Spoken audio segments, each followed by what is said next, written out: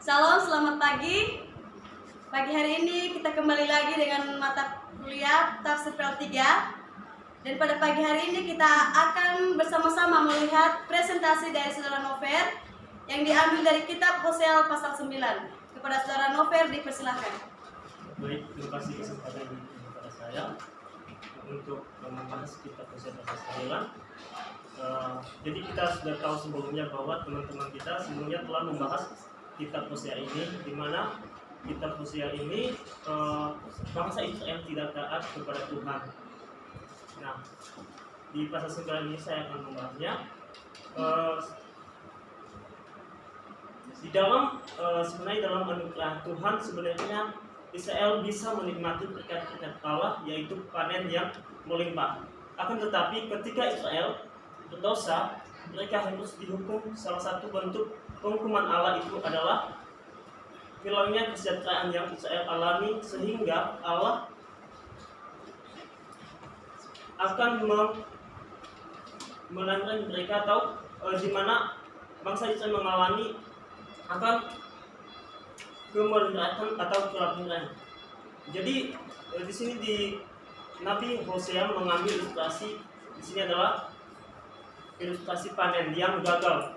Itu dipakai oleh Hosea untuk menggambarkan hukuman dosa di dalam pembuangan yang akan dialami bangsa Israel.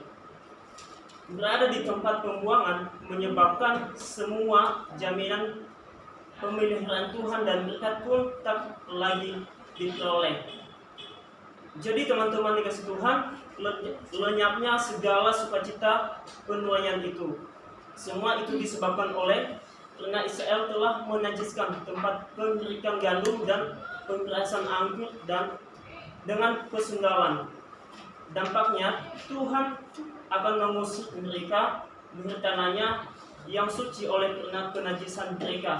Tanpa Tuhan, Israel dibuat akan berlari kepada Mesir dan Asyur yang selama ini diandalkan. Inilah hukuman yang dijatuhkan Allah yang memberikan kebenaran atau penolakan terhadap pemberitaan Nabi itu sama dengan penghinaan Allah yang mengutus Nabi itu.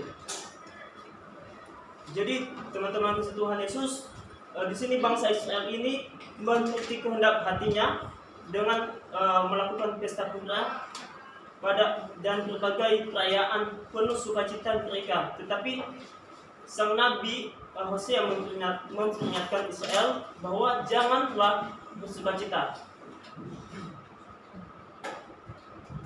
Mereka mencintai upah yang rahafianya, berarti upah sundal di segala tempat pemberikan gandum. Mereka mempersembahkan pemberian kepada Baal, yaitu dewa kesuburan, untuk memujuknya agar membuat ladang-ladang menghasilkan buah. Jadi mereka di sini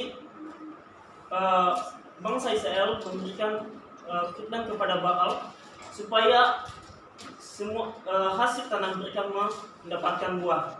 Tetapi mereka tidak tahu bahwa hasil panen mereka itulah Tuhan yang memberi, Tuhan yang menjadi berkat atas semua yang kita punya itu. Nah, Nabi Hosea memperingatkan bahwa tempat pemberikan gandum dan tempat pemberasan anggur tidak akan memberikan hasil. Usaha-usaha untuk mencari berkat dengan Baal terbukti sia-sia, karena bahwa Tuhan yang dapat memberikan ladang-ladang.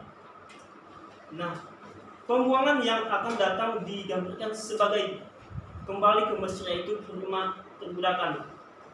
Sebenarnya Israel dibawa ke Asyur, tetapi pengalaman ini secara metaforis disamakan dengan perbudakan di Mesir dahulu.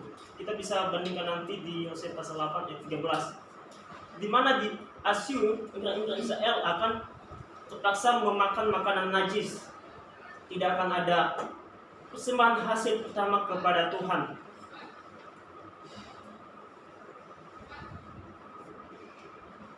Nah, karena itu makanan tersebut akan dinilai najis. Di dalam pembuangan tidak akan ada sukacita, di mana makanan yang terdapat di rumah orang Yahudi pada waktu itu di tempat pembuangan, di mana makanan yang terdapat di rumah orang Yahudi pada waktu mayat berada di sana tetap dianggap sebagai najis secara ritual. Di tempat pembuangan, roti mereka adalah untuk dirinya sendiri, bukan roti mereka adalah untuk jiwa mereka. Di mana buangan akan mendapat roti untuk kebutuhan tubuh mereka, tetapi mereka akan dipisahkan dari rumah Tuhan. Karena itu tidak akan ada persembahan kurban yang bisa diterima. Dalam pembuangan orang menjadi bingung dan susah pada waktu pertemuan raya dan ketika hari raya Tuhan biasanya diperingati. Nah, Nabi Hosea menggambarkan negeri itu dalam keadaannya nanti setelah musuh datang, sebab menggelakkan diri dari pemusnahan, di mana orang Filistin akan dikosongkan penduduknya sebagai rakyat akan pergi ke Mesir, di mana rumput dan onak akan tumbuh di seluruh kota-kota berharga mereka, tempat mereka, dan kemah-kemah mereka, kemah-kemah atau tempat tinggal mereka, di mana berhala-berhala mereka tadinya disimpan. Nah, penghakiman digambarkan sebagai hari-hari penghukuman dan hari-hari pembalasan. Tampaknya di sini Nabi Hosea mengutip perkataan orang-orang yang tidak percaya kepada Tuhan.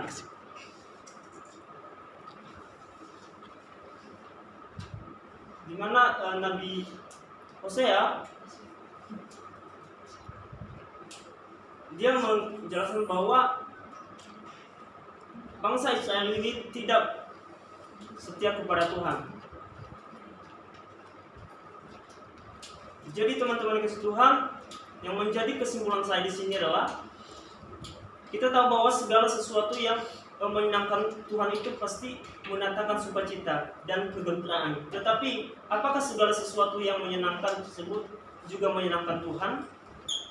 Ternyata tidak. Semua yang menyenangkan kita menyenangkan Tuhan juga. Tidak semua sukacita dan surai-surai Allah suka.